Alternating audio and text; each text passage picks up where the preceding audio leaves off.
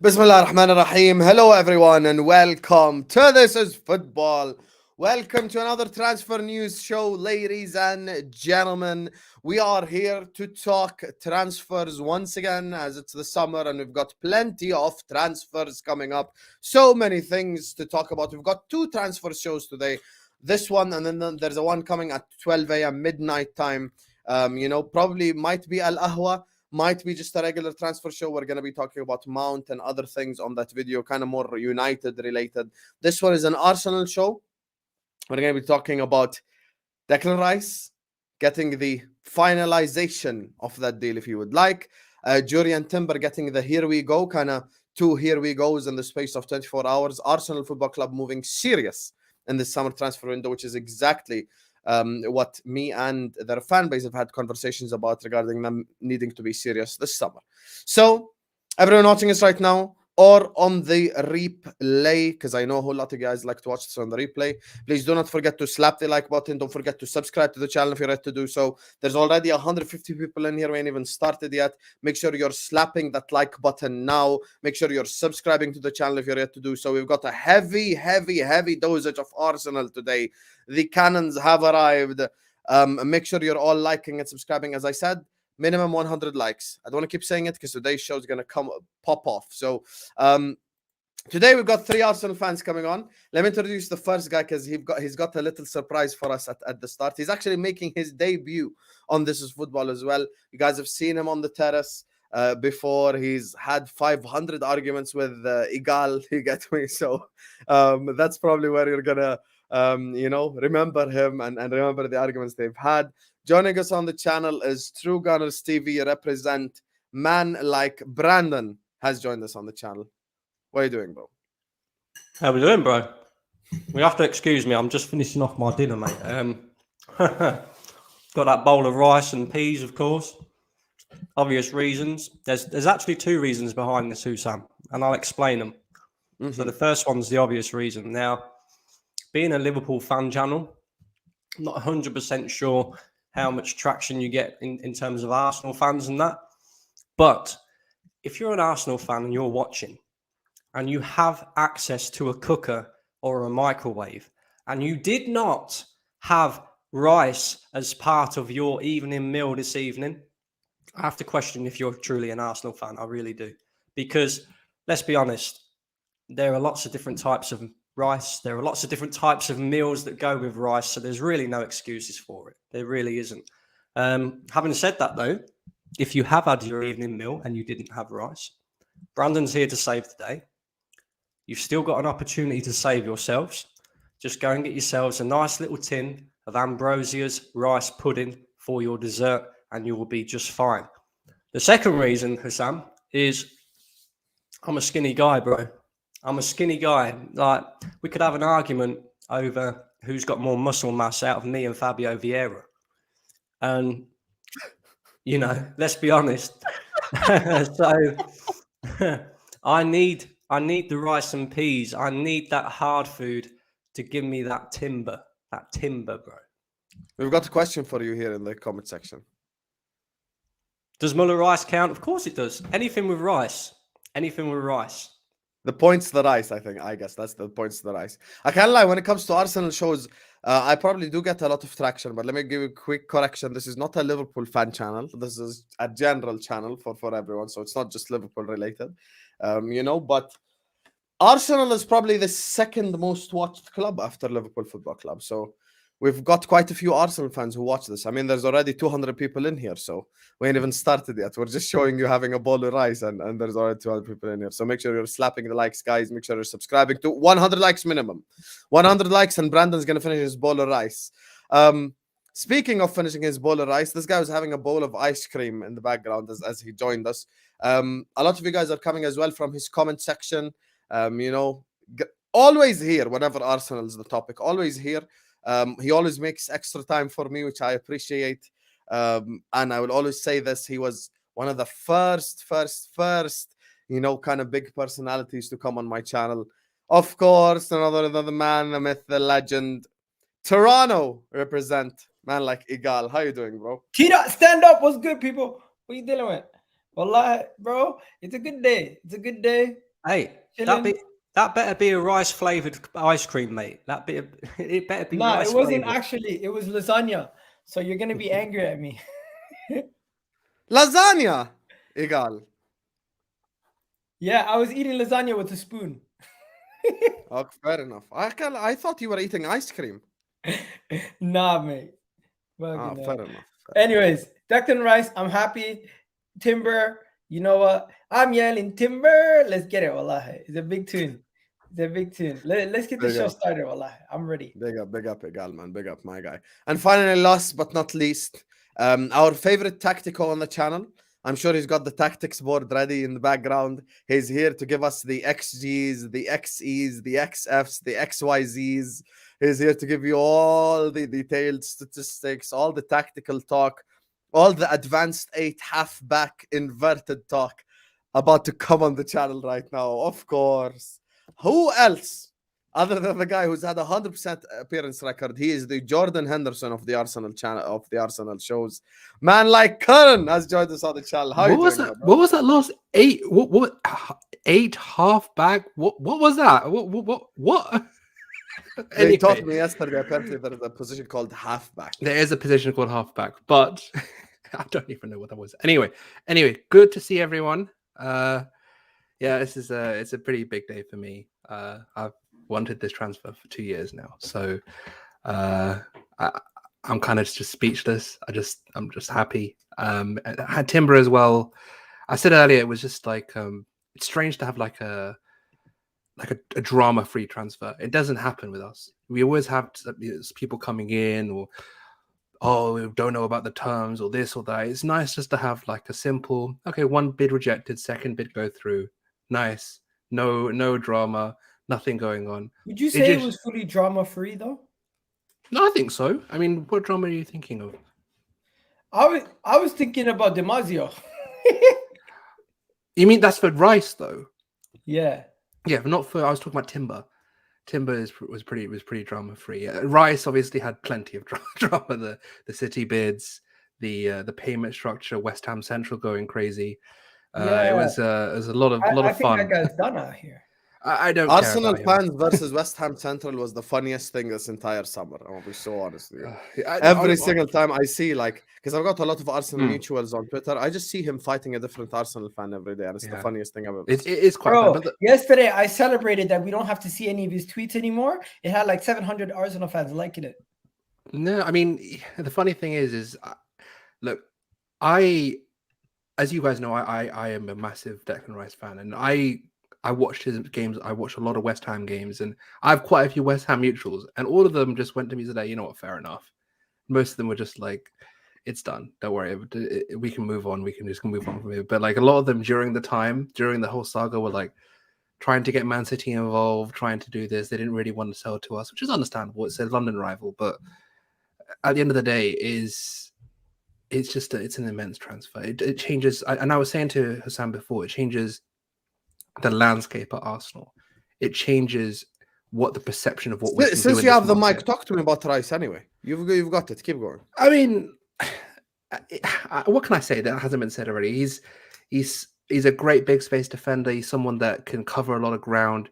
He's someone that's incredibly good with his carrying through the lines. He's someone that the leadership, the age profile, someone that will stand up when it needs to be counted. His fitness is just ridiculous, and we've had problems in that midfield regarding fitness over the past 2-3 years. The entire time we've been with Mikel, so to have someone that we know, I mean, Xhaka is that as well. Xhaka is pretty bulletproof, but with Rice, it's just like 24 years old, will start every game, will be there, will basically just be able to shut down transitions and carry the ball through the lines. That's what he is. The ability to switch play. Like I think I was listening to someone earlier saying, I can't remember who, someone was saying, I think it was Goldbridge actually, was saying that he was talking to people who trains with Declan, and there's another level that we haven't seen because of what West Ham asked him to do, like in terms of his creative side,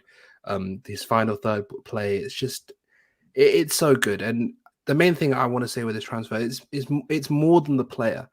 It's more than the player, because we've actually gone and secured £100 million transfer for the first time in our history. It's not Pepe the record signing, it's Declan Rice. And to actually Pepe get brings this back bad memories right there. honestly, Pepe is emblematic of what we were under the Don Raul days and Emery and the beginnings of Mikel. And it's I hold no ill will towards Pepe. I wish him all the best. He tried, and there were times where he did his thing. I think there were periods where he would have a couple of games and would get a couple of goals. And I have no ill will towards Pepe. I know a lot of our fan base does because of the price tag, etc. But that's not in his control. So, but the main thing for me is this shows Europe that we're contenders in this transfer market going forward. We can get deals all across the line. West Ham wanted 120 million. We initially wanted 80 million. We came to an agreement at 100 million. It shows that if you're willing to negotiate and act in good faith, we will do a deal with you, even if you do mess us about a bit, because they did. They constantly were trying to change things, moving the goalpost. Even that ex-West Ham. The payment structure, though, within 24 months, the 100 million. I think a lot of people are misunderstanding. We wanted it. That's gonna be a lot of money because it will be. Spread, it will be. but the thing is, because the thing is, we wanted it over 4 or 5 years initially, and they wanted 2 years, right? And we came to an agreement at 3 years because there would be one payment this year, one payment next year, and one in 2025. Three payments over 3 years, which is what we wanted at the end of the day.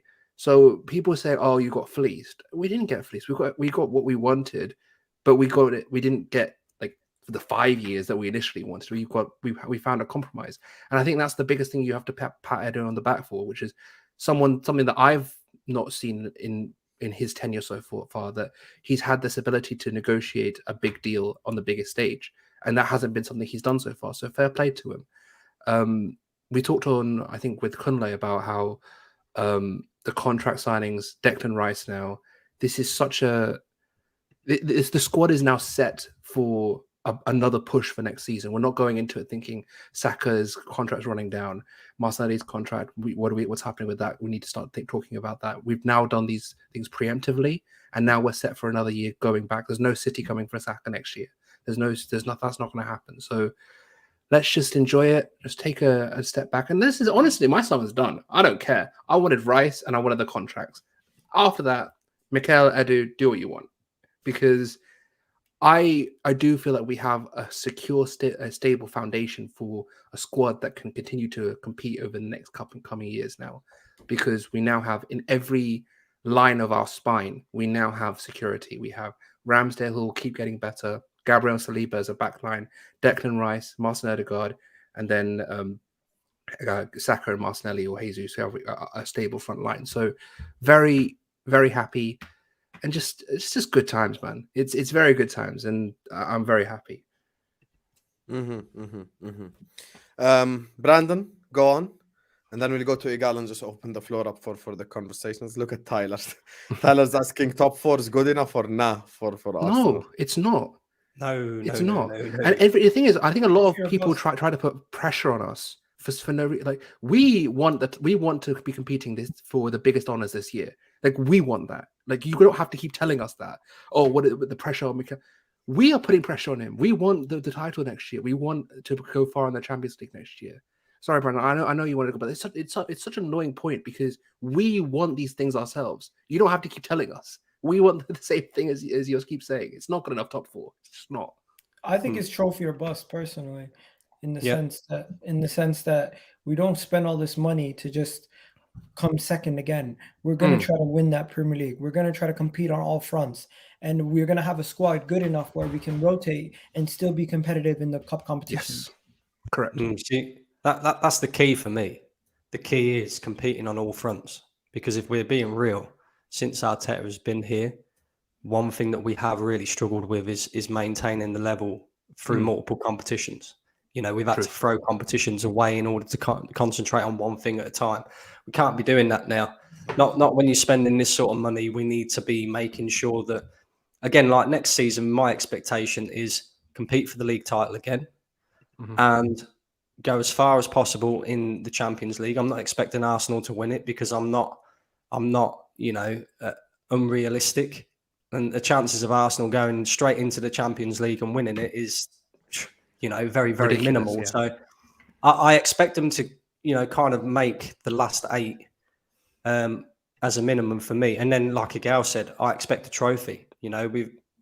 Last time we won a trophy was when Mikel Arteta was appointed manager, and we haven't actually seen him win anything with his players yet, because the players that he won the FA Cup with, if we're being real, were Emery/Wenger players. So I want to see him actually win something with these players now, and next season is the perfect time to be doing it. There are no excuses, there's no more excuses. I do still think we need more in the market. I do still think, we need a striker that can offer us something a little bit different to Jesus or Trossard.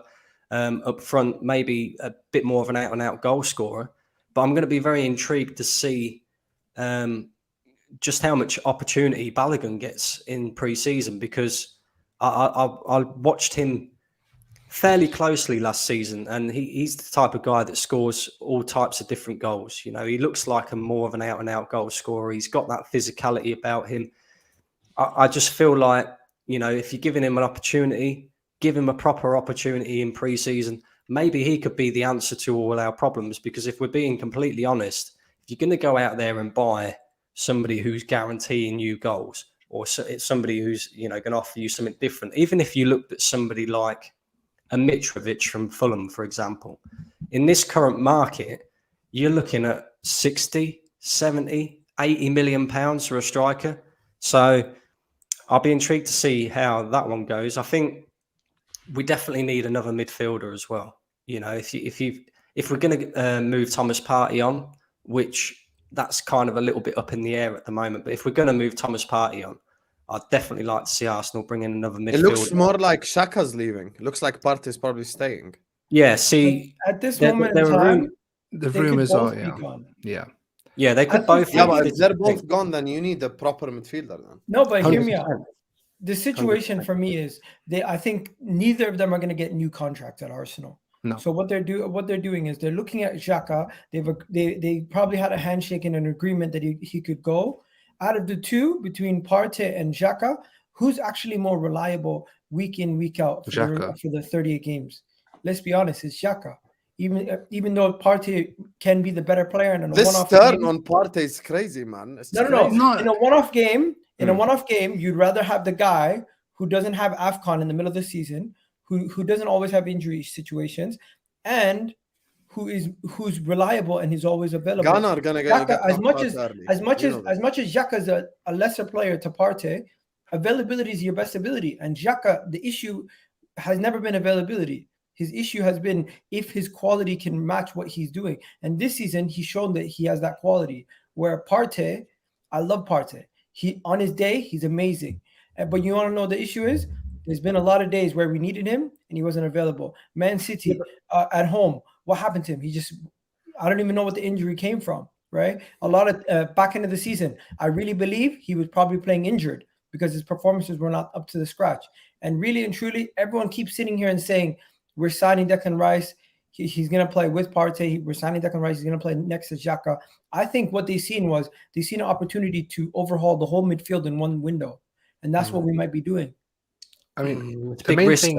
I want to say one thing. I think I from the outside looking in, I completely disagree with you. I think a midfield 3 of Rice, Partey, and Odegaard, that is a midfield and a half right there. That is. Quality is undeniable. You know what it is? I'm gonna tell you why I kind of took that one personally, because I'm going through the same thing with my fan base, because they're arguing, should we sell Henderson or Thiago? I'm saying sell Henderson. I'm kind of measuring it up.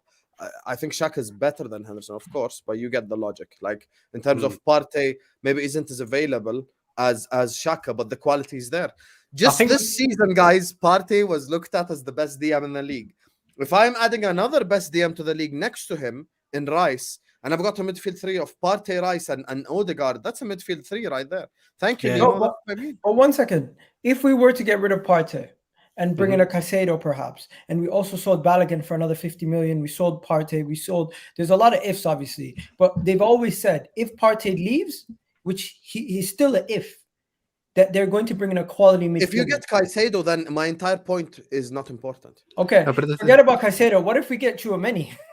Like, what if we get If you get Tchouaméni, Caicedo, okay, here's the thing. There's two different worlds here. Rice and Xhaka versus Rice and Partey. I choose Rice and Partey, even if Xhaka is going to give me 10 more games. With the other scenario you're giving me now, Rice and Caicedo, Rice and Tchouaméni, those two are unbelievable. Those two are like, if you're giving me a midfield three of Rice, Caicedo, and Odegaard, that's unstoppable. Are you mad? Can we just break this down though? Transfer window scenarios. We've already gotten our number one target. First time we haven't been able to do that, and first time we've been able to do that since Arsene Wenger days. No, we wanted a Gabriel Jesus was our first target. We didn't have anyone else. That was our primary target last year, and we got him. So that's not right. It's an easier deal. Big money signing. I'm not viewing. Okay, big money. That's a different thing. But in terms of primary target, 2 years in a row we've got. Like we haven't broken our transfer record. And transfer record is different things. But in terms of primary target for the window, 2 years in a row we've done that. Okay, fair enough. Yeah. I redact that part out of it. I just mean, like, when was the last time we got a player of this stature that other people also wanted? Oh, I see. Like, okay. All right. Like, I understand. You know what I mean? Yeah, it's not a situation where Jesus, we kind of had a free hit because Real Madrid couldn't really challenge us for Chelsea him. went in for him as well, though. Chelsea went quite hard in for him as well. Chelsea, you can say that, but the thing is, they did really want him, and they were trying to hijack it in the last moment, and they couldn't. I feel like my point still stands. You get what I'm saying? Okay, yeah, I know. I understand what you're saying in terms of the big money marquee signing. That I think that's what you mean, right? And also the fact that we played so well last season. This is where people now really look at who really had a good season or not. Because players want to join Arsenal based on how we performed last season. They're not looking at it as it's an anomaly. They're looking at Arsenal and saying, this is an opportunity to take to join a team that was so competitive last year. And me being a part of this team, I could see them going to the next level. And I think those are some of the factors in what makes these people want to join Arsenal and look at Arsenal as such an attractive proposition. Because let's be honest, people keep talking about attractive projects. We're no longer a project. We're now almost at the finish line where people join our team. They could be that little piece to get us over the hump.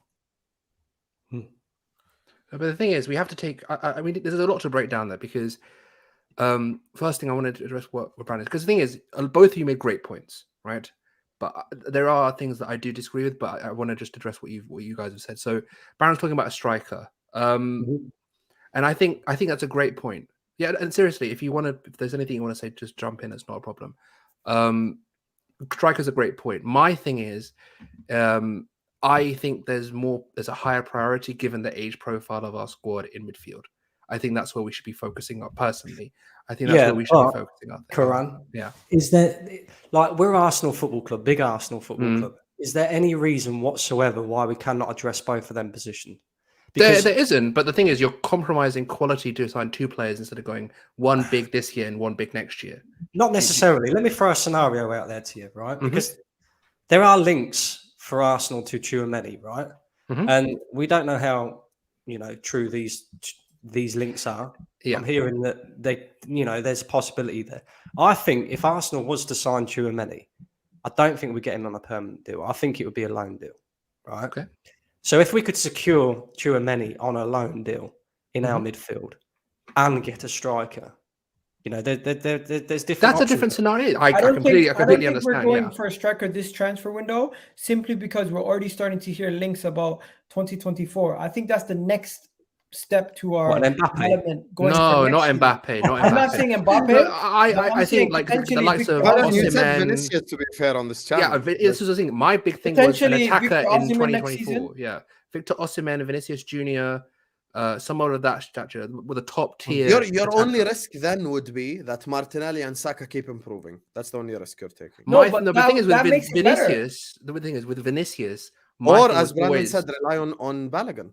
Yeah, but the thing is, my thing was if we've got Vinicius, Martinelli moves centrally. It's that simple. And you have a Vinny, Martinelli, and Saka as a front three, and that. I can't lie, you're dreaming big, but my thing is no, but it's not unrealistic. If we go on to it is and it isn't. Signing Vinicius is 100% unrealistic. No. It is. Maybe not Vinicius, but the premise of his point still stands. We wait this summer. We don't go and sign a big name attacker. What we do is we save up next season, similar to how we went in and we overhauled the midfield. We can now do that and get a proper forward. I have no problem with that if you're saying like Osimhen. I think that's real. But when you're saying Vinicius, I'm going to pump the brakes. No, but I'll tell you why I say Vinicius. And by the way, Vinicius, I've said this previously, it's not just a you thing. I've said this about everyone. When a South American player plays for Barcelona or Real Madrid, it's there. I know, I understand. You'd have to give them the keys to London to get them out that because that's like the dream. You need to understand, Vinicius, when he grew up in Brazil, he was watching R9, Ronaldinho. He wasn't watching no Henry. He wasn't watching no Gerrard. Like, he was watching these guys. Like, I don't think Vinny's leaving Real Madrid, but I get your point. Your point is my point is the only reason why I say Vinicius might be available, and I'm not saying might next year, is because if Mbappe comes. If Mbappe comes, he'll want to play off the left. They'll need money to get a big striker. So you could see something like Mbappe, Osimhen, and Rodrigo up front, for example, for them. And if you're Vinicius Junior, the amount of racism he's received, the way he's been treated in Spain, he loves the club. But would he really say no to being like, look, there's a project, we're willing to pay the top wages, we're willing to say to come to London where he could continue his career and win big trophies. That's my whole thing around Vinicius. I agree that it's unrealistic. The name of Vinicius is just a point to say, look, the top tier attacking talent in the world. Okay, Vinicius, Osimhen, this kind of talent. Do you not think that's going to be like if we wait until next? Do you not think that would be a mistake though? Because I just look at I look at certain elements of last season, right? Mm-hmm. And I think with having Jesus or even Trossard, whoever it was who was playing in that 9 role, because they're so similar in the way that they play. When we come up against teams like Newcastle, for example, who are tough to break down, really good defensively, you need that striker that's going to offer you something a little bit different. Do you see what I'm saying? And then, I just kind of feel like sometimes Arteta and the system and the way that we play gets found out a little bit by these teams. And when you've got a striker who offers you something different, like an Olivier Giroud, for example, doesn't even necessarily need to be somebody who's going to come and start at Arsenal week in, week out, but somebody who's going to come off the bench and you can just literally throw balls in the box. 80th minute someone of like the a game, Tony, for example, lead the goal, whatever it may be. Do you know what I mean? Like a Tony, for example. Can we all agree that like an Ivan Tony? Yeah. Can we all agree attacking wasn't our issue in the business end of last season? I feel like our defense was where it let us down. And looking at how we're strengthening the midfield and the defense this season, I don't necessarily think that's going to be the problem. We've seen when Rob Holding came into the team, not only did it affect our defense, it also affected how we build up from the back. So it also affected our pressing out. Having Ben White, everything. It affected almost the whole team, losing Saliba. Now with the whole point about the attacker, with the whole point about getting a striker and attacker, I generally don't think that it's not about money anymore. It's just about what we're going to be doing. I don't think we're going to prioritize getting a striker in when they still feel like they can get a little more squad depth in the team to get us over the hump this season. I don't think we necessarily need to buy a striker this season to win the league. Maybe we need a striker to go and compete in the one-off games in the Champions League, but the aim is not to win the Champions League this year. The aim is to try to compete. It is. The aim is to win everything every season now. I don't think we're going to be competitive. I don't think we're going into the season. I don't think we're going to win. That's the only thing I'll say. No, but hear me out. I don't think we're going into the season saying that not winning the Champions League is a disappointment. I think going into the season, but that's not the way to look at it, Gal. We're not looking at it in terms of disappointment. We are looking at it and saying, look, we are now at a point where we should be competing in every trophy. Every game should be a game. I didn't say we're not competing. No. But my point is I don't. I'm not saying we have to win it, but my point is we have to go and take it seriously and make sure we get to a competent stage. And if as Hussam said, we're not disagreeing here. If the draw, no. But my point is there's a difference of outlook here in terms of looking at things as disappointments or opportunities. Every game has to be an opportunity now. That's how we've got to look at this. And that's the way I think people have started to sort of try and make it seem like there's pressure. It's not pressure, it's opportunity. That's the way we've got to look at it now. We have a squad here that is going to go up. We're not going even just age-wise. We're going into our prime years as a squad. So we have to keep going and keep looking at things. Now is the time to really go big. No, but we're not going to sign a striker this window, though. No. I don't want a striker this window. Do you still have question marks over Arteta? I never No. did. No? That's No. that. Okay, you know what? I feel like he can. Right. I feel like he This can is get better. this is the question I want to ask, but before we go Yeah. there, let me just run through. There's 2 super chats I want to read here because there is a question about Arteta, so we can just head to it anyway. Before I do that, there's 500 people watching us, guys. Make sure you're all slapping the like button. Make sure you're all subscribing, guys. We can have 500 people watching us. We ain't on 200 likes yet. Every single person right now, please do slap the like button. Subscribe to This Is Football if you're ready to do so. The road to 15.1k continues. Right now, slap that like button. Don't just Road to press it, 20k slap. continues. And Road to thank the you. 20k And subscribe continues. to This Is Football right now. Big up to Ganzo, as Man United side. It says, pray for me. Woke up feeling well, but as soon as I saw Mason Mount 7, I turned violently ill and have been hospitalized. I'm praying for you, my brother. P.S. Super jealous of Arsenal signing Timber. I've already, I was on Troops' channel earlier on, back again. Wait till that comes out. I've made quite a few crazy statements. I called out a few people, but I said Timber's probably going to be the steal of this whole window thing because he's someone who can invert from right back, someone who can invert from center back, and he solves the holding problem. That's how I'm looking at it. And we're going to get the guys' thoughts on Timber as well in a second. Ganzo, Mason Mount tonight at midnight. I'm getting Staffy and Ozzy on to talk about Man United because you guys suck. I want to be so honest with you. There's no other way to put it. You guys just suck, man. So big up to you and thank you for the super chat. Come back at midnight.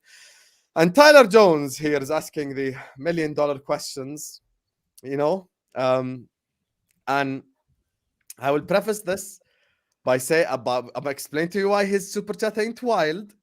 I'm going to explain to you first, and then you guys can fight him all you want. I don't want to fight him. I don't want to fight him. No problem. Let me tell you why it's not wild, right? And this is what I kept arguing with United fan. I told every United fan that tried to bring the argument that they had a better season than Arsenal that they're wrong, because Carabao Cup is not better than title challenge. That's just the reality. I'm sorry, it's reality. Now, their kind of the middle ground was if Arsenal go on to challenge again or win the league again, that's when this season has not been pointless. So this season has been actually there to develop experience. Now, what Tyler's saying is if Arteta bottles it at the end of the season for the 3rd year in a row, does he sit at the same table as Brendan Rodgers? I'll say this honestly, and you guys know I've been a good host when it comes to Arsenal this whole time. The answer to that is 100% yes. Because if somehow Arsenal, after spending this much money, drops off that badly, in which you're talking about 5th, 6th place, then they 100% sit at that table. But the point, the only thing I'll ask is what is bottling it? Is it getting to a stage where you expect to be and then not getting it, or is it going from title challenge 10 to points top 4 ahead in race? April. So 10 points ahead in April, and then bottling it, for example. That last season. Yeah, like last season, say. I don't think necessarily Arsenal need to win the league. I think Arsenal need to win something. Let's just establish that. So lift a trophy, even if it's an FA Cup.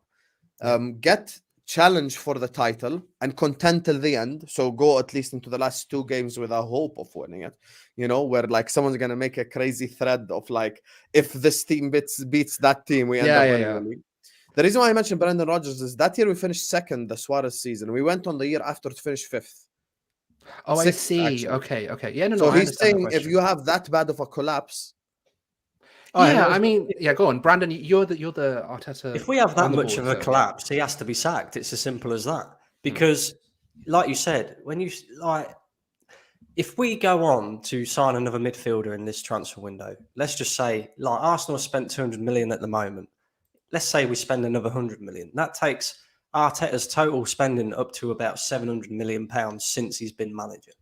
You cannot spend that sort of money and challenge for a league title one season when you're not necessarily expected to, and then drop off and finish 5th in the following season. That's just, it's not on, especially when you're chucking around money like 105 million on Declan Rice, 65 million on Kai Havertz. I'm sure we'll talk about that one later, which is a risky signing by him, but also one that's been pushed by him. So that's why, a lot of the Arsenal fans that have kicked off about the Kai Havertz, deal, I haven't got a massive issue with it, because I'd rather the manager have the players that he wants than be given a player that he doesn't want and can't work with, because then you can actually judge the manager based off of what the decisions that he has made.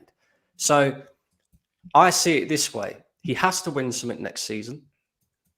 And if he doesn't, it's a failure. It's as simple as that. Like, Arsenal have to make gradual progress year in, year out now. And I do still have reservations and question marks over Arteta, because he bottled top 4 and we bottled the league last season. Now there's reasons for it, but we did bottle it. So it's kind of like, let me explain it this way. Like Hussam, for example, right? When Klopp came in, he got you to your first Champions League final and you lost, right? At that stage, I'm sure many Liverpool fans were questioning whether he was the right man to get you over the line. Eventually, you went to another Champions League final, you won. And then the season before you won the Premier League, you lost it by 1 point. The following season, you went and you won the Premier League. That's exactly what I want to see from Arteta. You know, we kind of bottled it a little bit last season. We should have won the Premier League. I want him to go on and win the Premier League now. And if he doesn't, then you have to kind of question whether he's the right man. Do you know what I mean? Do you think the how matters or only the conclusion matters? Sorry? Do you think how it happens matters or only the conclusion? Yeah, matters? of course you got to put context to it. You know, of course you got to put context to it. But what I mean by all of this is, let me give you a quick example. Let's say what happened. I never wish injury on anyone, but let's assume for the sake of argument what happened to Liverpool in 2020, 2021 happens to you. Like all your center backs get injured, as an example. And you have to play like Partey over there. Would you still have an expectation of winning the league? No, that's different altogether. You know, that's out of the manager's control. If all your centre backs get injured, like, what can you do? But if he's doing stupid things like he's got Jurrien Timber available to him and he decides to play Rob Holding, for example, like that's when I will be like, you can't be doing that sort of thing. But next season, I think we're going to really see whether Arteta is the guy. And I'm not saying like we've got to rip it up and start again or anything like that. All I'm saying is, you know, Arteta might just not be that manager to get you over the line, which you know, your super chat kind of explained with the comparison to Brendan Rodgers. You had Brendan Rodgers, he got you to a certain point, and then you had to get Klopp in order to win the Champions League and win the Premier League. So Rodgers challenged as well. This is why what I'm you just do going next to say year this. matters. Arteta does have pressure on him massively. Let's be honest. We cannot regress. We have to continue to progress. That's the main aim. If we see any level of regression, the pitchforks are going to be out for him, especially for the amount of money we spent. Everyone's going to put pressure on him, understandably so. My whole thing is, I don't think it should be a situation where we should be talking about Mikel Arteta, he needs to do this or he's sacked. It's too early to be talking about stuff like that. We can say this is where he needs to improve, but I don't think it's a situation where we should be saying before the season ultimatums. I think he's gotten us to a level where we raised our standards to this level back again after being in the mud for years. And it's not like we can say, oh, Mikel Arteta was the person who got us in the mud. It was really and truly the state of the club was so bad that we've rebuilt it to this level where we should be like, you know what? I'm not saying if we drop off and finish fourth, give him another season. But I'm just saying go into the season without context matters. That's what we should be going into the season backing him, expecting to challenge, compete for the league. And in that case, if those things don't happen, then we can reevaluate things. At this moment in time, I'm not evaluating him from a situation where I'm saying you have to hit this objective or you're sacked. It's not. That's just not. I think that's how it should be, though, Miguel. I think that's how it should be. That's not the relationship Arsenal has with Mikel Arteta at this moment in time. But it's more that we've gotten building blocks for a certain thing. The next step is to compete on all fronts and to aim to win the league and a domestic trophy. But Igal, don't you think that's Brandon's point and what the super chat said? I mean, you mentioned Klopp. I agree with them. Hear me out. Let me ask you the question and then you can answer it. Let me just ask you the question. Like, he's basically saying this is what separates the Klopp from the Rodgers. Klopp went on to get the thing. Rodgers never went on to get the thing. That's what separated them both. And that's Brandon's point as well. He's saying like, okay, so how do I know if Arteta is a Klopp or Arteta is a Rodgers? Let's just use he has to get over the line. That's why he's saying we must win something. I haven't said anything on this. Just go on. I just think that I would rather have the pressure of having to win stuff now than the pressure we had just to finish in the top 6, the pressure we had to get on Leicester. It's football. There's always pressure. There's always pressure. But the pressure now is good pressure. It's good pressure to go in to win it. It's not like this guy can't do anything. What are we doing to playing Mari and Holding together? What is this? I don't understand what's going on. That's a different situation. We're now at level like this is now looking at an Arsenal team that actually can compete on multiple fronts. That's the pressure you want. Because it doesn't matter what club you're at. Even Chelsea right now, Poch has massive pressure on him. You look at Spurs, Ange will have pressure on him. Every manager has pressure. That's the main thing in football. Every manager's pressure. The question is, now, can you get it to a point where there's no doubts anymore? You've got the time, because now you've got the Klopps and the Peps. They've got the things in the bank now that even at times where you have people saying, "Oh, it's time for Klopp to leave," or I don't know what Pep's doing. It's getting I trust him, but I don't understand why he's doing this and this. In the middle of the season where Cancelo left, all this stuff, and they were having a bit of a wobbly moment, you still have that money in the bank. That pressure is not as big because you've won these things. Now you have to get the cash in the bank. This is now the time. Bank on what you've built. And I do agree with Brandon on this. I don't think you can say that he's not sackable. You can't say that. There's no situation where a manager isn't sackable. I don't care who you are. There is a level where if things are going that badly that you can't. But the difference is now, and I know people hate it. I know people hate people saying this, but you can't just disregard what we've built in terms of creating a squad from the bottom up, going from back to front, from goalkeeper to now the wingers and now the striker. This is now Mikel's team. It's his team. So let's judge him on what he does now, because we're always going to be judging managers. You don't have a situation where a manager is just pressure. Oh, he's just doing his thing. Just let him cook. That's not football. I don't think any club has that. Does any club have that? Apart from Man City, maybe? At the beginning, obviously, you're not. given more time at certain clubs. But yeah, It's not. But the thing is, time has been given now. So I think that now is the time where you have to go, look, we've given you what you need, and you've shown that you've earned the right to basically challenge again. It's not a case of like it's make or break, but we need to see that you have the Why ability isn't to it make or break? That's the million dollar question. I'll tell you why it's not. It's not. I'll tell you Why why is it not make or break? Why? I can answer. Basically, I don't think it's make or break, because I don't think it's you can't put it in like one or the other. I think it's a potential to break, and I'm always willing to say, look, if he completely messes it up, it's fine. You have to part ways. But it's not like, okay, we've lost the league by 2 points. It's time for him to leave. Is that the way we're going to look at things? I don't think that can be. No, I agree with you. I agree. You have to put context. All I was saying was, Brendan, there needs to be room for context, and I think. Yeah. No, I don't disagree with you. There definitely has to be context, but you also have to look at the fact. We bring up the money in the transfer market. Mm-hmm. If you break it down and work out how many players Mikel Arteta has signed since he's been here, there's 25. Yeah. 25 players he has bought since he's been here. And don't get me wrong, like you've had your Willians and your Cedrics and your Maris, all these players that are kind of like your stopgaps, but he's still signed them. So, now that he's got his squad of players, like that's the key. That's why I was saying it's his team, and that's how you judge him. Yeah, 100%. That's why, like I said, I have no problem with Kai Havertz coming in, because if it works, then he's a genius. If it doesn't work, it's on him. He has to be held accountable. It's on him. Yeah. And it's the same with Declan Rice. It's the same with any signing that he makes from here on out, because I also feel as well that, like, don't get it wrong. Like, you guys know my thought on the manager over the years, right? Mm-hmm. The reason why I give him a bit more, slack now is because of what he did last season. Because he got us into a title race when nobody was really expecting it. Absolutely nobody called for Arsenal to be in the title race last season, right?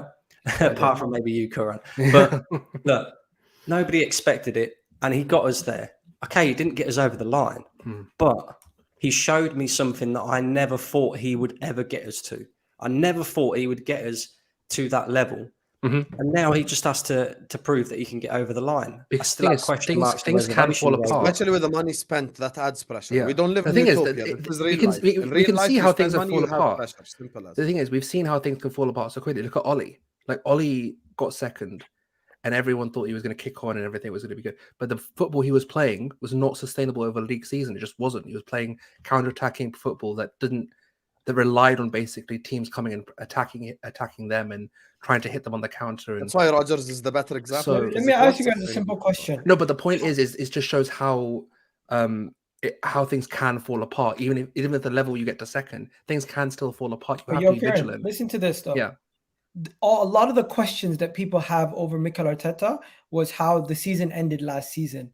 And I feel like what he's doing this transfer window, he's trying to address some of those issues by All of adding them, squad literally depth all of them. Yeah. and overhauling the midfield and bringing in more defenders. So a lot of the questions over how he uses the squad, he might not actually have rated some of these players. That's why he didn't want to use them that much. And But he himself made mistakes. He admitted at the end of the season. He said 100%. he said he needed to use the squad more. I made 100%. mistakes. But one thing with this transfer window, we're going to actually see with his own squad, as you said, how he implements his style and how he can rotate more. Because before he wasn't really rotating. He had bench players, he had starters, and there was some guys in between, but those guys only were played in case of an emergency. Now, let's see if he actually goes out of his way and makes Timber a starter in the Champions League and in the Premier League, or he plays Ben White in center half and right back. Let's see what he does. Because when he had Tomiyasu, he made those changes. When he had guys who he trusted, he made those changes. Now that he has more of those guys, we might not see the same lack in trust in the squad that we seen last season. And I think that's one of the things that hurt him the most in the business end of the season. I just want to see him make a substitution before the 75th minute. Yeah, that might be his principles. That might be. No, but the thing is that Brandon's right. Brandon's Come right though. Brandon's right here. There has been times where we've needed to make substitutions and he hasn't. Like I'm not willing to sit here and say that the manager's faultless or that he's completely rubbish either. There's a middle ground here. There are things that he's done very well. There are things he's done very, very poorly. There's times when the holding situation. Why wouldn't he play Partey right back and White centre back when he saw how poorly Rob Holding was playing? Like these are things that you think, well, you did it against Wolves at the last day of the season, but it didn't matter and it banged. Why didn't you do that against West Ham? Why didn't you do that against Southampton? So I'm not willing to sit here and say, oh, everything is honky, everything's great. But I'm not going to say and disregard 75% of the season either, where we played fantastic football. So I just think that there's got to be.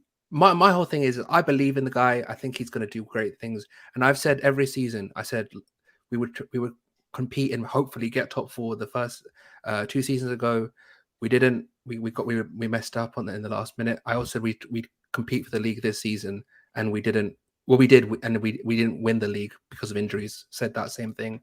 And this season, I do think we will win the league. And I do think the way we're going about things, it shows that there's a propensity to understand where the faults were in this squad.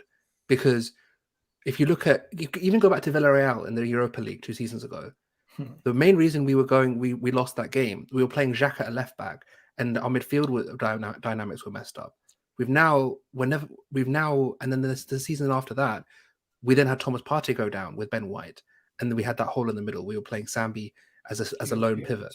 So now we have our 6. That is a bulletproof 6.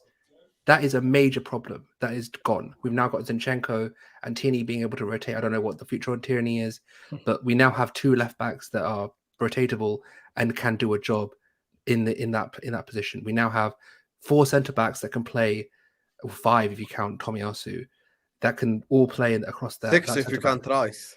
6 if you count Rice. You know what I mean? Like take it all the way. This is the thing. We're developing a squad now, and we've addressed areas that we've shown in the past they've let us down. We're now going to have to see, look, you've got the squad depth now. Can you use that squad? And are you going to be able to get us over the line in the most important competitions? Because even in the Champions League, like we had one of the semi-finals was Inter versus AC. I'm sorry, but That's why earlier on I said it depends on it depends the on the draw. draw. No, and you are 100% right. If you guys get 100% right. if you guys take Inter's road, you get Benfica, AC Milan, these guys. Like, That's all I'm who's saying. going to stop you from And, getting to the final? honestly, I'm not trying to be overly dramatic here, but how many teams in Europe would you say we just can't beat? Maybe Madrid on heritage, like Champions League, I'd say maybe 7 teams. you just don't think we have a chance against PSG, Bayern, Real Madrid. I think we beat Bayern. I think we beat Bayern as well. Chill. No, there's Guys, no. this is the Champions League. This is the Champions League. No, but Do you not think we can beat Bayern? Based on No. experience, absolutely not. Experience. Over 2 legs, no. Experience No, in the no. Champions League matters massively. I When mean, you hear City, ask City when they heard the champion, it's a different, totally different. No, I understand, but I'm just talking. The thing is, you know, let me give you a quick example. This season, the reason why Madrid wasn't intimidated by Anfield is because for them it's a regular Tuesday. Like, it's just okay. Here we go again. Like, they don't. Clubs, Bayern, PSG, Madrid, Barcelona, clubs who have been there, done that. Like, they just. But Barcelona is a young team themselves. Barcelona have got Champions League proven players there. I mean, Young, they do. Lewandowski, Yeah, no, 100%. I'm just saying, but what I think you're missing the point is what I'm trying to say is you're saying that we don't have a chance against Barcelona. We don't have a chance against Bayern Munich. No, I'm not saying you don't have a chance. I'm saying that was my question, though. Barcelona. No, I'm saying these are the teams I think you'd lose to, basically. Okay, that's a different question. My point is that you have a chance against everyone except City, Madrid. That was my point. City and Madrid. City, Madrid. If you're saying about chance, City, Madrid, and I'd still give the edge probably to PSG, as in like I mean, we're gonna have to see how they restructure that. Those are the three. Those are the three I would say. But the rest, of course, you have a chance. Yeah. But my point is, and if it's two games, if it's just 2 games, the point is, if you have a chance in these games, anything can happen. Yeah. So I think Hussam's right though. I think Hussam is right though. If you take last season for example, and our back end to the season, there's many different things you could kind of blame it on. Saliba was a big miss. The manager made mistakes, but there was another element to this that I think don't get spoken about enough, and that is that we had a young squad with no experience of ever trying to win a league title or anything like that. It's the same in the Champions League, right? I look at the players that we currently have in the squad that have Champions League experience: Jorginho, Jesus, Zinchenko, Thomas Partey.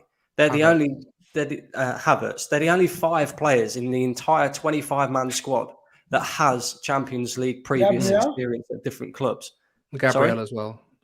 Gabriel, yeah, but how many games has he played in the Champions League? I think probably a season. A season? Yeah, a season. Gabriel played in the Champions League with who? Lille. Yeah, with Lille. Yeah. I'm just gonna say how I know where Gabriel was. Let me just back up Brendan's point. I think people can put pressure on us in the league. People can put pressure on us in the Champions League. But my expectations is we take every game serious. But at the same breath, I'm not going into the Champions League saying we're going to win it. I say if we get to the quarterfinals, I think that's a good season for us. I think the only thing I'm going to say, and I agree with everything you've just said, Agal, completely. My only thing is because it's the Champions League and the draw is so crucial. I was about to say everything's dependent on the draw. No, but I'm just saying based on if you get Real Madrid in the round of 16, just so we can kind of end this debate. Quick example: you draw Real Madrid in the round of 16. If you lose, no one's calling that a failure. No, you draw Benfica and you lose, everyone's like annoyed. But you know something? If we get out of the groups and we go to the round of 16. Even that is progress from where we were, not in the competition. I don't want progress. I don't want progress. If you get Benfica and you lose, is it progress? One second. Hear me out. We haven't been in the competition for 6 years. For us to get knocked out, we need to at least. For us to get knocked out in the round of 16 or the quarterfinals, I'm not going to look at it as this massive failure as I would have previously. It depends. I understand. But that also is dependent on what we do for the rest of the league. Because if we don't go on to win the league and we get knocked out of all the cup competitions, it's different. But if we're in a Premier League title race and we get knocked out in the round of 16, but we're still in the Premier League title race and we go on to win the league, no one's going to care that we got knocked out. Igal, I hear where the you're only coming thing from, but this is why me and Karan are mentioning the draw. Yes. Because if you get Benfica, people are going to get pissed off if you get eliminated by them. My But point if you is get Real that- Madrid, people are going to No, be like, no, no. okay, I it was really don't Madrid. care because The going one- into the season, we haven't been in the competition for 6 years. No, Even if we Igal, get that's knocked out not in a the round thing. of That's 16, not a thing. I'm sorry. I'm not gonna sit here. I'm not gonna sit here and yell and scream saying it's a failure. No, our progress is dependent on who we get knocked out by. I think Thank you. that's the only thing I will say. What? Fair enough. If we come second in our group and we're in an unfavorable position, that's also going to be something that's looked at. How can we finish second in the group? Why couldn't you win the group and avoid these guys? That's another thing that's going to be looked at.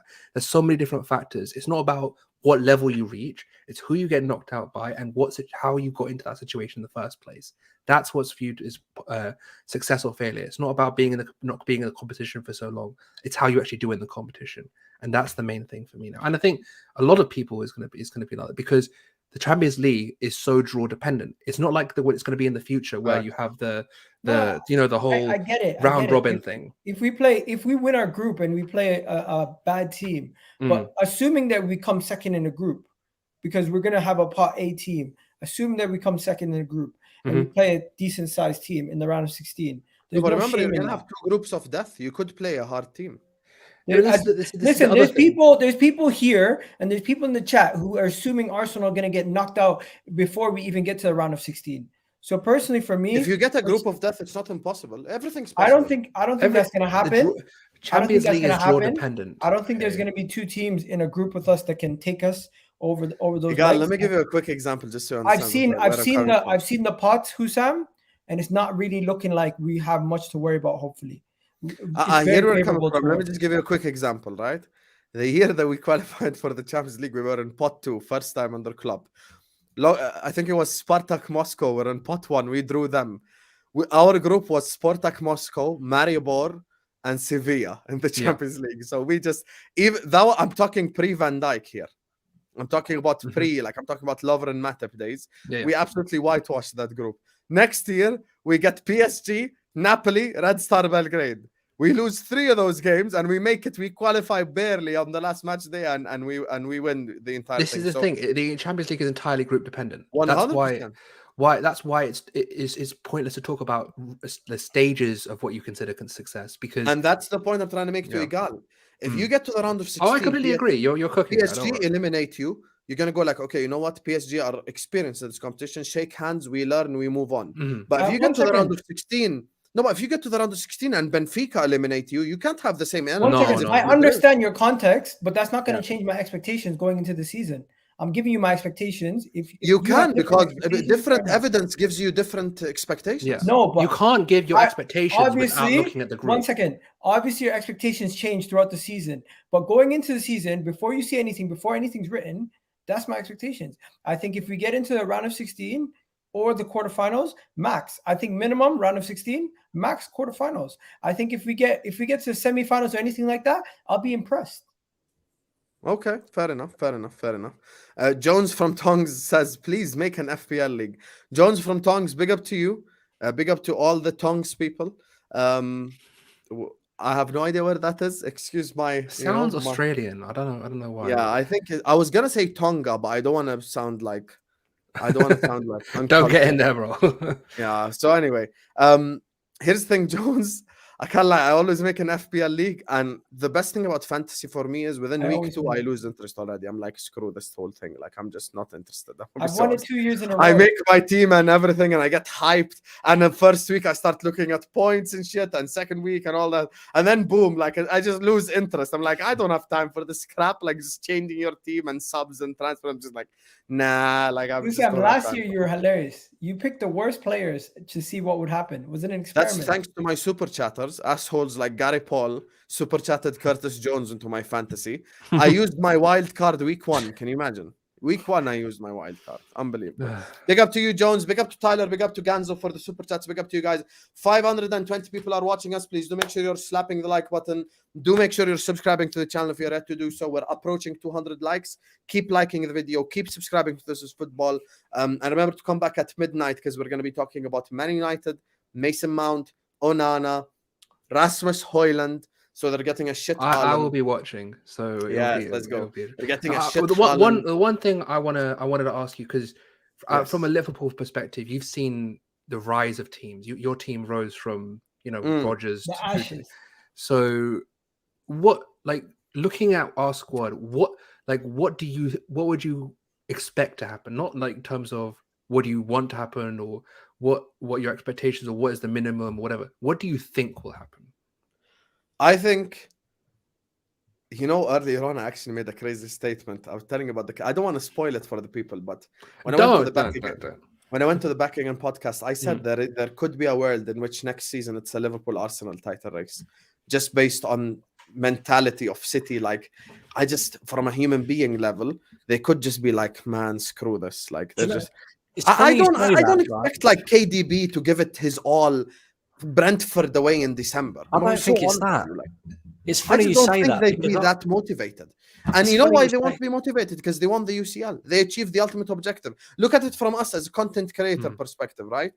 If we get to 1 million subs, we're not going to be like, I'm not saying we're going to stop doing content, but we're not going to like daily streams. God, like, daily up, streams. Like, I've got to get the content out. I've got to kill myself. Like, I'm like, I've already have 1 million people, alhamdulillah, who press this. I've got this gold plate. Like, I'm good, So I don't think it's that. Like, I don't think it's that. It's a bit different. It's a bit different for City. But I think all three are going to be in the title race.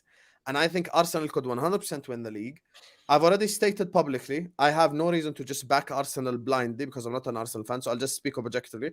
I think Rice is a fantastic signing. I think Timber would be a steal at this price tag currently in this market, and I think Timber is definitely a great signing for them. I don't like the Havertz signing. I think Havertz will flop. I've said that publicly. I've got no problem with the repercussions. I think Havertz will flop. The other two, I think, are good signings. Now, I think you need one more piece, and the key for Arsenal is going to be starting quick. Because the one thing about City is they've only started quick one time. Centurions. The only year they've started quick.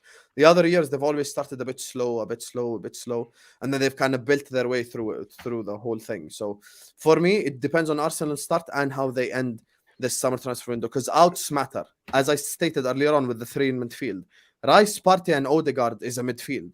Rice, Havertz, and Odegaard is a midfield and a big risk. So it's completely my only like not fear but sort of like concern is what we're going to do in those two Man City games. Are we going to get a stone's clearance to stop the invincible Centurions? That kind of thing. Is that gonna that kind of thing happen? You know what I mean? Like you can't be losing to them like that. I'm gonna be honest. No, that's my point. Even the year we contended, we never lost at the Etihad. We drew 1-1 and 2-2. By the way, I know it's painful, but just think invincible Centurions. Jesus Christ, man. You were that close. Thank God. I'm gonna be so honest with you. Let me tell you something. Let me give you some of Hussam's pain. The worst week of my life, I was at uni, and I was kind of the only one in the entire department that was a Liverpool fan. The rest, just typical Arabs in it. Barcelona, Madrid, blah blah blah. So I that week, there is 1 week that entire season. We lost 3-0 to Barcelona, and Company against Leicester happened. That Company goal against Leicester. And for 3 days, that was the worst I felt from a football perspective my whole life. I'm like, so I've been watching this team from August for no fucking reason whatsoever. We just won all these games. We just did all this for no reason. And then 24 hours later, we beat Barcelona 4-0. Yeah. When that happens, I'm like, you know what? F the league. Yeah. If you can get me, and I'm telling you right now, guys, if you win the UCL, the feeling of that will trump 5 league titles. Like, it's just the UCL is so special. Because you know what happens when you win the UCL? You could go to a Madrid fan and go like, Ramsdale's the best keeper in Europe. And he can't even open They his mouth. can't Like, say shit. on his head top. Like, you could just go like, Ramsdale's the best keeper. The- I started all my agendas from then. Trent's the best right back in Europe. Salah's the best winger. Alisson's the best keeper. I need to get that European diamond, you know. I will say this: there are two moments, like as like a non-Arsenal fan, like I've just been like, what the? Obviously, that one, the Stones clearance. I will never forget that Stones clearance. I remember where I was. I was having a shisha with my friends, two Liverpool fans and a City fan. That was so And- horrible. Oh my god! And the second one was the Moura comeback. Both of those, I remember I was just finished a gym session with my friend. People were running around up and down the gym talking about the scoring, and then from that moment on until the UCL final, the panic. If Spurs won the Champions League, the panic was there. And you know what the worst part is? So you We guys lost were all the singing Europa "You'll League never to walk alone" Chelsea in the final. fashion that we lost. You were Liverpool Imagine. fans in that final. Troops sent me a video when he was watching that. He was like, Mo Salah, come on, when the penalty was scored. Like, he was just like, let's go. Like, I saw I you know, I'm gonna just say this, you know, you guys are welcome for all the help we've helped you. We stopped City from going invincible. Yes. Remember 17-18? We stopped Correct. them. Oxlade-Chamberlain 4-3 that game. I still remember. You're We were the welcome for first to give Chamberlain. them How an about L. that? Yeah, we were the first to give them a defeat. We beat Tottenham in a Champions League final, you know. So I'm gonna be honest with you guys. If we started off your club era because like we bottled the top four and you guys got it. Yeah. and we got Ox, Middlesbrough, last honestly, day. I was so in love with Ox. I swear to You God, know I know you I'm only gonna got say top this. four I'm gonna at be one shit. point. I'm not even Yeah. being ashamed. I'm gonna be completely honest. For a period of like 4 or 5 months, Ox before his injury was like one of the best midfielders on earth. I don't care what anyone says. You have no idea how pissed The I was long when he sold shots it to too. you. You have no idea. I loved him at Arsenal. In the space of a week, he scored against City twice, dominated their midfield, and he was doing everything. Like he was like running, shooting, dribbling, crossing, Well, everything. his And you're like, defensive who the work hell is is this good. guy? Like, where does he come from? Like, just out of nowhere. But then he Just got going injured. back to your point, Hussam, Go on. about City and Yes. how you said that you think Arsenal and Liverpool could be the two title contenders this season. I can see that. I can see that. If you think about it, right, City have just lost Gundogan, their captain, the guy who's captained them to a treble. He's going to be a big miss in their team.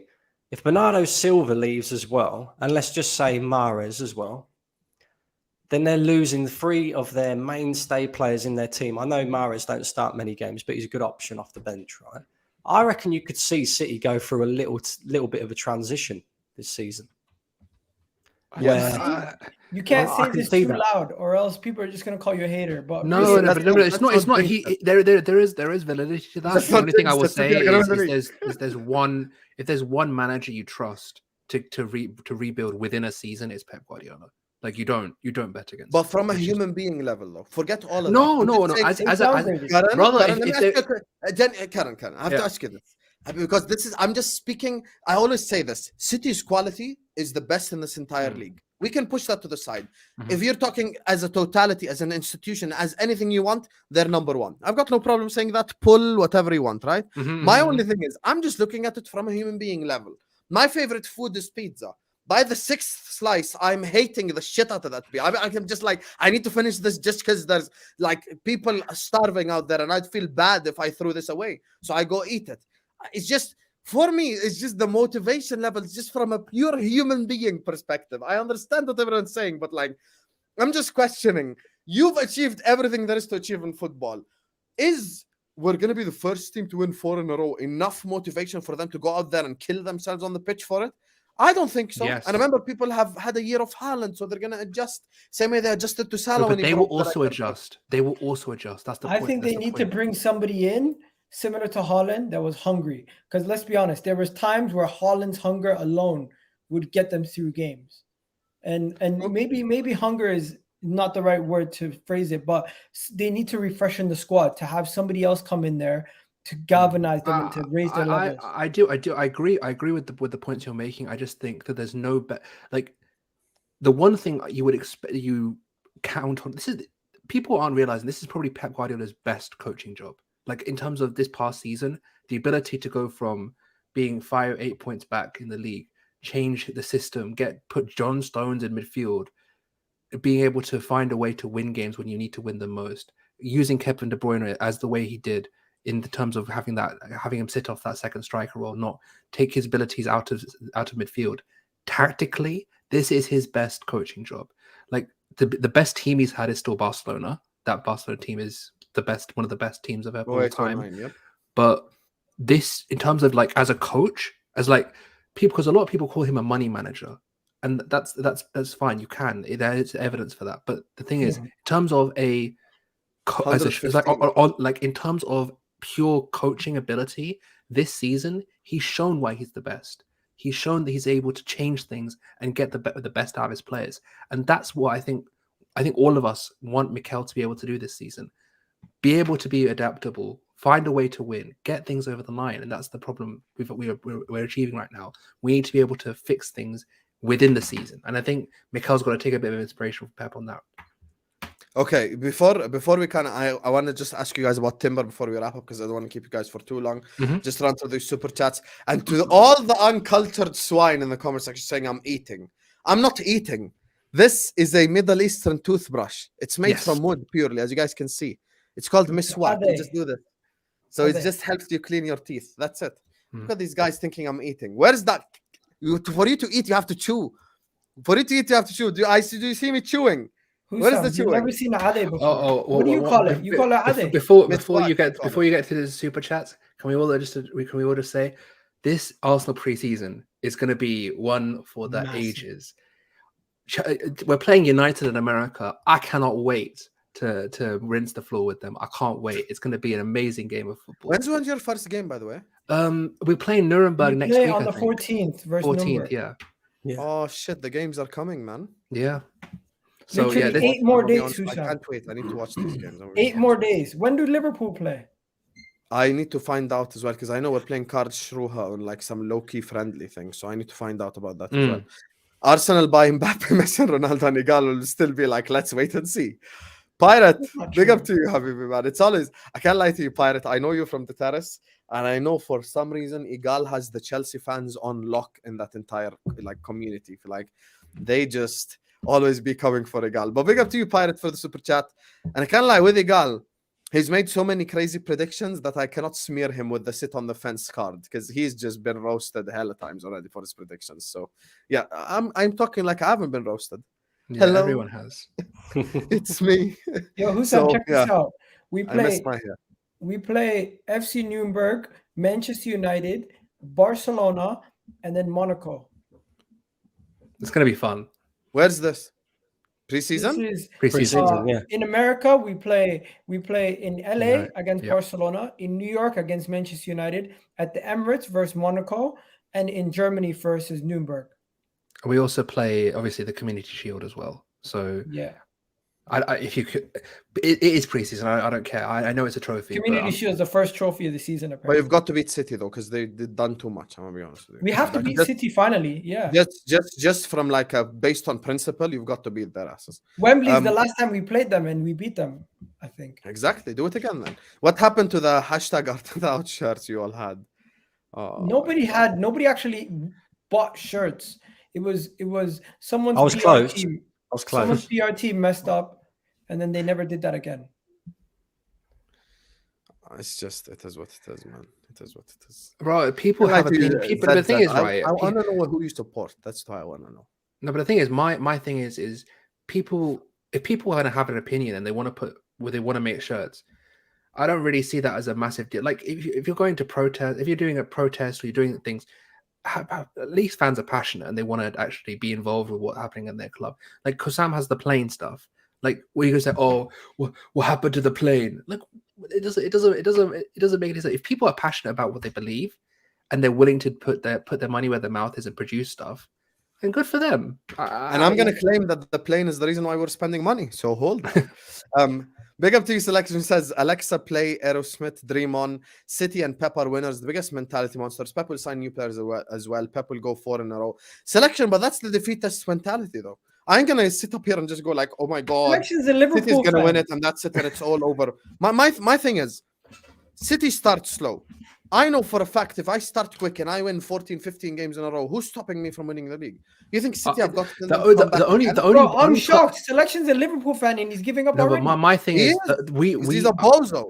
genuinely we stopped ourselves from winning the league. I will take that to the grave. give I them don't. The only reason City won the league last season was because we didn't do our job. West It's as Ham, simple as that. Southampton, I agree. Everton. Forget I the City agree, game. but If they you were guys beat also- Southampton, West Ham, they you'd were be sat here in also Champions League. in That's what I'm one saying. of the best forms we've ever seen. Like they never lost a game for like how many games? Exactly. Yeah, It was yeah. 18, No, that was 19 ungrateful. games or something like that. Selection. That's Who would just have expected that? Selection. You know my problem with your logic. If I bring my grandmother who doesn't watch football, she'll tell you City's gonna win the league. Like it's just put your It's an balls on easy the line. That's what prediction. I'm saying. Yeah, come on, man. Hussam, you play Karlsruhe. See, I knew it was Karlsruhe, but I didn't know when. 19th, Firth, 24th, Leicester 30th, Bayern 2nd August. Okay, let's go. The games start. The watch-alongs are back then in 14 days, inshallah. Let's go, Habibis. I can't wait. Liverpool. Hello, everyone, and welcome to This is Football. Today we're watching Liverpool against Karlsruhe. And I No, probably wouldn't know any of the players because they'd be all kids. But you know, What was- I'm what was excited. Where's the the- final in the Europa League? Dublin. Oh, I need. You know what? I've just realized I could do, and I'm going to suggest everyone do this as well. I'm going to go watch the 7-0 back, and I'm going to have This Is Football on the background at the same time. Just I can't lie, my celebrations that day were crazy because I went to the game nervous.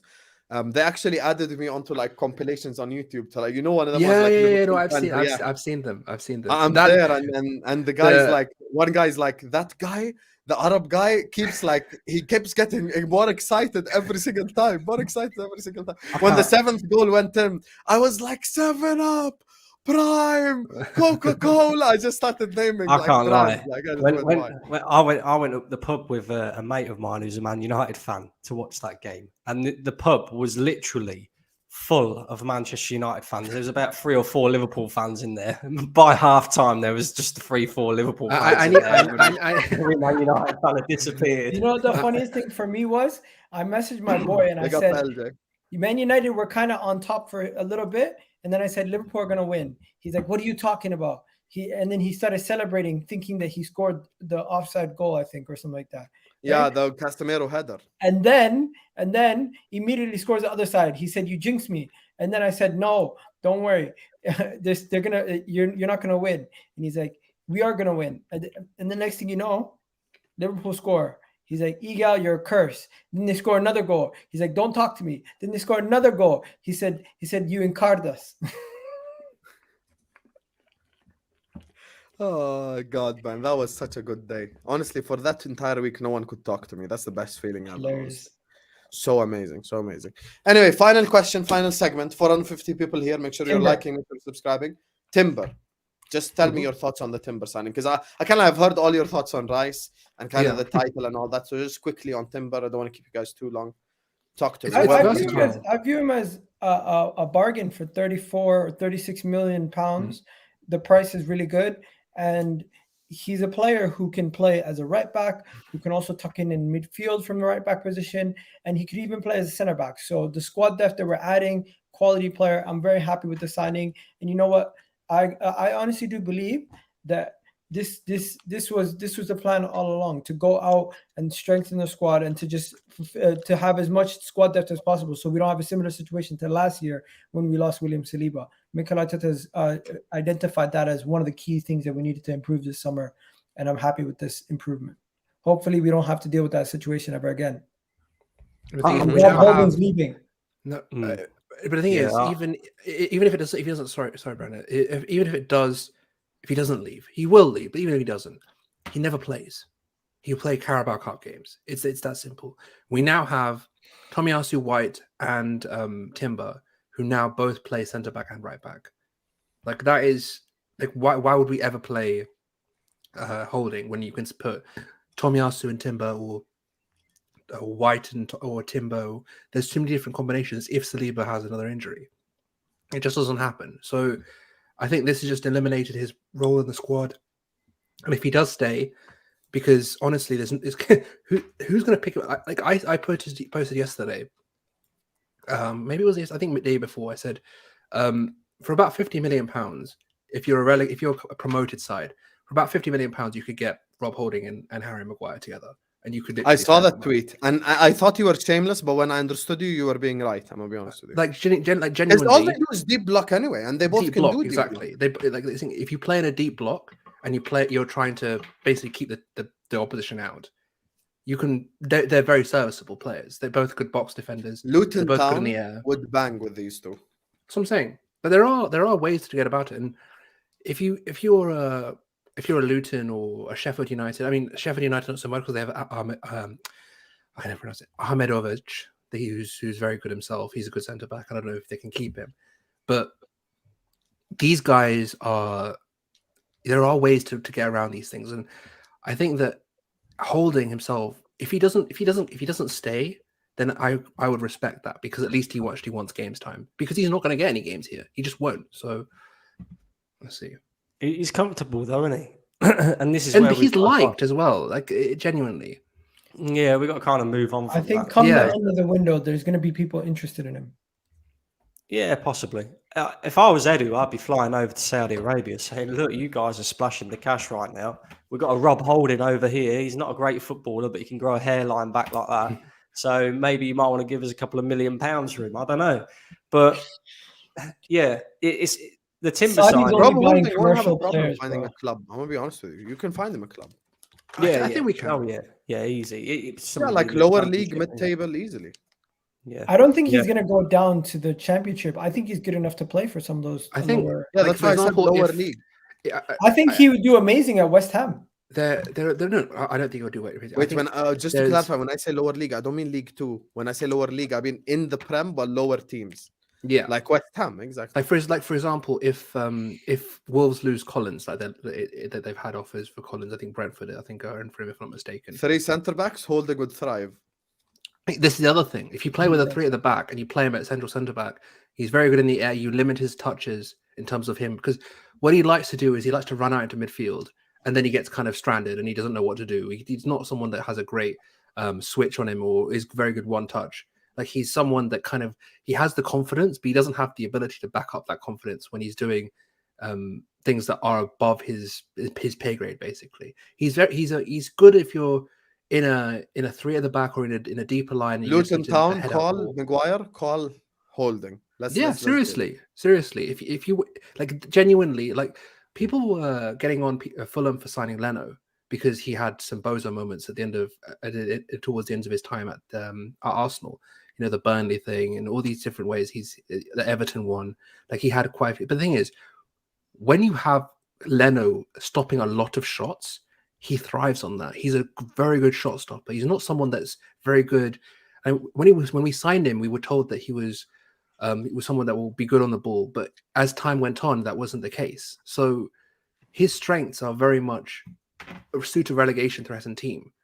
This is the thing. If you have people that have qualities that are good under pressure, then you need those for lower teams down the league. That's the point. 100%. Anyway, guys, we're just gonna wrap it up here. I don't want to keep you guys waiting for too long, and I don't want the guys watching the replay to watch a whole movie. An hour 20 is enough for them to enjoy. Big up to LJ who says, I think you guys have a point. It might be a 3-way title race. LJ, that's been my logic from a long time. All I needed was to see if Arsenal and Liverpool were going to be serious in the window. Szoboszlai and McAllister is definitely serious. Rice and Timber is definitely serious. I'm just going to push that third guy to the side because I don't believe he's going to do well, but that's just my opinion. Big up to you, LJ. Thank you so much for the super chat. And speaking of, big up to LJ, big up to Selection, big up to ZZZ, the CFC Pirate, Jones from Tongs, Ganzo, and Tyler for the super chats. Make sure you're all back at midnight UK time. We're going to be talking about Mason Mount. Once again, we're going to be talking about what the hell the other guy's name? Onana. We're going to be talking kind of more Man United based the later on show. So make sure you guys are slapping the like button. Make sure you guys are subscribing. Road to 16K, then 17K, then 18K, then 19K, then 20K. We keep going. Habibis, inshallah, as promised. So please do like the video, do subscribe. Brandon's channel and Nigal's channel are in the description below. But we're going to go to them anyway so they can tell you where you can find them across social media regardless. But let's start with Karan first. Karan, where can people find you? Same as always, Karan BAP on Twitter, Ball Over Passion on YouTube, and yeah, that's pretty much it. Oh, last thing for video. Reece has just agreed his new deal, so that's just breaking now. So that's Reece who, James? No, Nelson. Oh. For us, Fabrizio just tweeted it. So that's nice. So, but yeah, just a final point Saliba while we're soon. on here. Saliba soon. I mean, Reece could be your Divock Origi. Never say never. Who? I said Reece could be your Divock Origi. Never say never. That goal last year, I think everyone believed that we were going to do it. I was there. I'll never forget it. I don't know. Am I pointing at the right spot, Hussam? No, wrong one. Other There you side. go. Yes. There Now you go. correct. Okay, so right here, Egal Talks Football. Check it out. That's my channel name, and of course, my TikTok and my Twitter. You guys can find me there. Just type in Egal. You'll find me on all platforms. But yeah, man, Hussam, great to have you. Great to be on as always, man. Big up, Igal. That's how I know Igal is just used to hosting all the time. Man's like, great to have you. Because that just comes the second nature to him. Yeah, Brandon, great debut, my brother. Talk to the people. True Gunners TV on YouTube. Come over and subscribe and follow. And Brandon AFC 96 on Twitter. Do the same thing. Come over and follow. It'd be very much appreciated. We're on our road to 2,000 subscribers on YouTube. So we're getting there. We're getting there slowly. And appreciate the invite, Hussam. Yeah, it's been nice talking I'm a man to my you. word. I told you next time I'm going to get you on. I told you I'm going to get you on the next time. So I appreciate you, Brandon, man, for coming on. Big up Igal, big up Karim, big up Brandon. Make sure you guys go follow them on all social media platforms. If you missed out on any of their ads or whatever, just go to my Twitter at TheDonHussam6.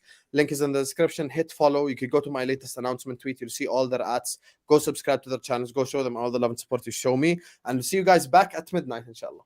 Peace out.